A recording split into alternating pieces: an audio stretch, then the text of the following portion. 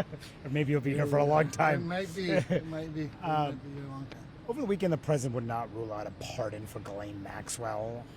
Should he rule it out? I don't know. I'm less interested in the whole topic than he is, and he doesn't seem to be all that interested in it, from what I can tell, which is understandable.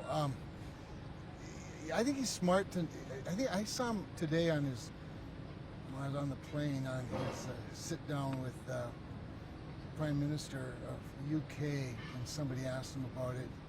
And I think he put it very interestingly. He said, I think at this point it'd be inappropriate to talk about it. And I thought, wow, that's interesting.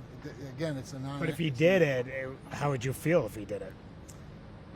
Well, I don't deal with feelings much.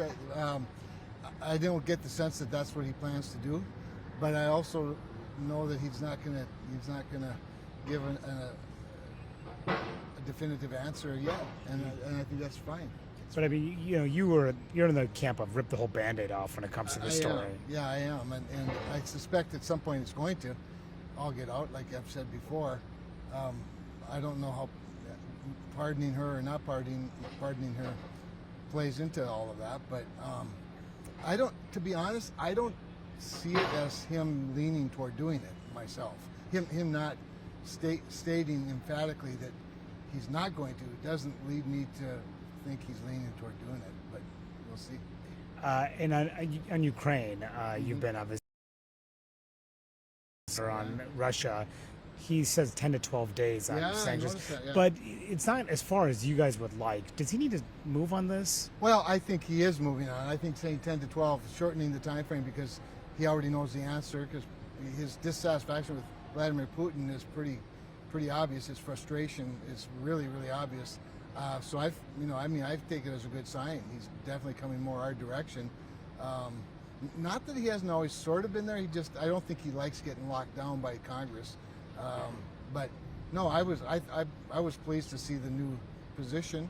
I heard him talk about it in his presser today. Why do you think it's taken him so long to come to this position on Putin? I think because he'd like to have been able to convince Vladimir Putin, and through normal diplomatic ways, to stop, and he hasn't been able to do that. I think partly to be honest, I think part of what motivates him is that he'd like to do some business with Russia.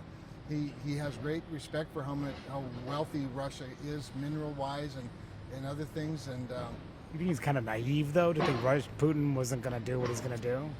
No, because I think previously Putin did do what he wanted him, what the president wanted him to do. I think he certainly has miscalculated him this go around. But he's been plenty patient, and his patience is running out, and I'm glad to see it. Should Dune put that bill I'd love to see it. I think the leader will do. He'll take the president's position very, very seriously before he would do that. I'd love to see it on the floor. I will, when I see him tonight, encourage him to do it. I hope we can get to it. But my sense is that he'll want a nod from the president or a thumbs up that now's the time. Do you also think the U.S. should change its posture towards Israel, given what's happening in Gaza right now? I do not. I do not. I think it's a bit of a cop-out to blame Israel for what's going on in Gaza. I know it's frustrating to watch what's happening when people are just trying to get food, but Hamas has used innocent people as a shield. They continue to use hostages as a shield. They continue to use their own people as a shield. And I think I'm not one that's going to take them off the hook by blaming Israel.